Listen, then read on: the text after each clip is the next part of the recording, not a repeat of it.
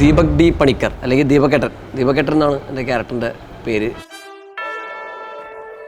ദീപകേട്ടൻ ഒരു സാധാരണ ഫാമിലിയിൽ നിന്ന് അത്യാവശ്യം പെയിൻറ്റ് പണി പരിപാടിയൊക്കെ ഇട്ട് വീട്ടിലെ കാര്യങ്ങളൊക്കെ നോക്കുന്നൊരു ആളാണ്.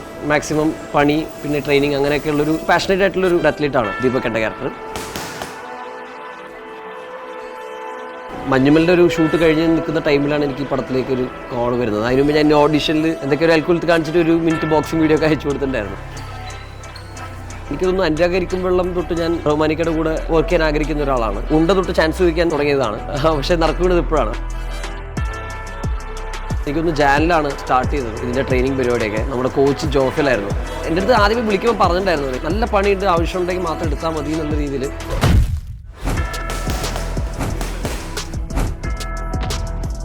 ഇങ്ങനത്തെ പണി കിട്ടുമ്പോഴാണ് നമ്മളും കുറച്ചുകൂടി ഇമ്പ്രൂവ് ആവുമല്ലോ. അപ്പോൾ അതൊരു ഭയങ്കര ഒരു ഓപ്പർച്യൂണിറ്റി ആയിട്ടാണ് കരുതിയത്.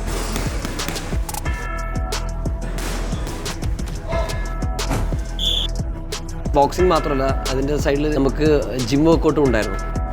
രണ്ടും നമ്മളിങ്ങനെ സൈമിൾട്ടേനിയസ്ലി ചെയ്ത് എല്ലാവരും ഒന്നിനൊന്നായിട്ട് ഭയങ്കര പോസിറ്റീവായിട്ട് അവരുടെ ഏറ്റവും മാക്സിമം എഫേർട്ട് ഇട്ടിട്ടുണ്ട് ഈ സിനിമയിൽ.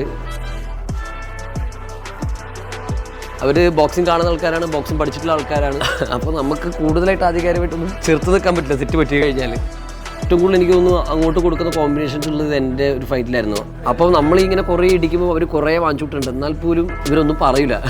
ബോക്സിംഗ് എന്ന് മനസ്സിലാക്കാൻ പറ്റിയതാണ്. ലൈക്ക് ഒരു സെൽഫ് ഡിസിപ്ലിൻ ഉണ്ട്, ആൾക്കാരോട് പെരുമാറുന്ന ഒരു രീതിയുണ്ട് ഭയങ്കരമായിട്ട്. എല്ലാവരും ഭയങ്കര പൊളൈറ്റ് ആയിരിക്കും. ആക്ച്വലി മെൻ്റലിയും ഫിസിക്കലിയും വളരെ അധികം ഇമ്പ്രൂവ് ചെയ്യാൻ പറ്റിയൊരു സ്പേസും കൂടെ ആയിരുന്നു എനിക്ക് ഈ സിനിമ. ഒരു ഹുക്കിൽ എൻ്റെ കയ്യിലൊരു പെട്ടെന്നൊരു ഷോക്ക് അടിച്ച് കൊടുത്തൊരു സാധനം വന്നു. ആ ടൈമിൽ കുറച്ച് പെയിൻ ഉണ്ടായിരുന്നെങ്കിലും പിന്നെ അതങ്ങ് പോയി. ഒരു 2 മണിക്കൂർ ഷൂട്ടൊക്കെ കഴിഞ്ഞപ്പോൾ എനിക്ക് ഈ റൈറ്റ് ഹാൻഡിൽ ഒരു പഞ്ചും ചെയ്യാൻ പറ്റാത്തൊരവസ്ഥയിലേക്ക് പോയി. ആ ടൈമിൽ ആക്ച്വലി ഭയങ്കര സ്റ്റക്കായി പോയി. ഇതിന് മുന്നോട്ട് പോവോ ഇല്ലയോ. 2 ദിവസം 3 ദിവസം അങ്ങനെ അടുപ്പിച്ച് ഹോസ്പിറ്റലിൽ പോയിട്ട് അവർ ഒരു ട്രീറ്റ്മെൻറ്റൊക്കെ ചെയ്ത് കയ്യിൽ കുറേ പരിപാടികളൊക്കെ ചെയ്തിട്ടാണ് തിരിച്ച് വന്ന് ഫൈറ്റ് ചെയ്തത്. അപ്പോൾ എന്നെ സംബന്ധിച്ചിടത്തോളം ഞാൻ അത്രയും എഫേർട്ടും അല്ലെങ്കിൽ മെൻ്റലി പോലും അത്രയും പ്രഷറിലേക്ക് നിൽക്കുന്നൊരു ടൈം എൻ്റെ ജീവിതത്തിൽ ആദ്യമായിട്ട് ഇതാണ്. ആ ഒരു കടന്നപ്പോൾ എന്തോ ഒന്ന് വിജയിച്ചപ്പോഴത്തെ ഒരു ഫീല് നമുക്ക് മനസ്സിലുണ്ടായിരുന്നു. അപ്പോൾ ടെക്നിക്കൽ സൈഡിലെ ആൾക്കാർക്ക് നല്ല പണിയുണ്ടെന്ന് പറയും, പക്ഷേ ഇതിലെ ആക്ടിങ് സൈഡിൽ നല്ല പണിയെടുത്തിട്ട് എല്ലാവരും നല്ല പണിയെടുത്തിട്ടുള്ള സിനിമയാണ്.